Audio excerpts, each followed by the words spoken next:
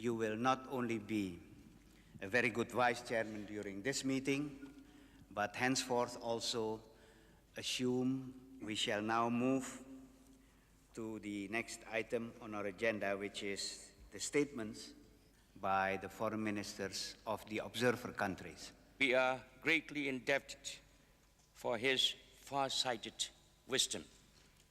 Myanmar's national goal is to build a peaceful, prosperous, modern and developed state based on a multi-party democratic system and a market-oriented economy. Due to the unswerving efforts of the government, Myanmar today is enjoying peace, stability and economic growth as never before in the history of modern Myanmar.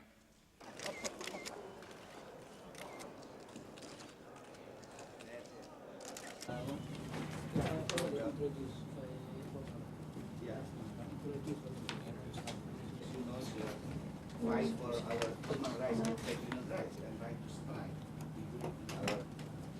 Our constitution. And for these agendas, we try of people's livelihood and improvement of the welfare. Solution house try to increase our plant level or full Indonesia. Industrial unity. We got to go. Okay. Kami berdua.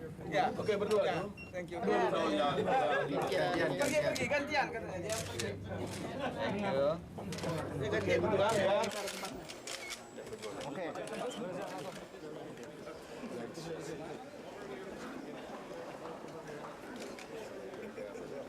Nike and Reebok have 150 to 200,000 workers in the Pacific Rim, relatively small sales forces in the USA.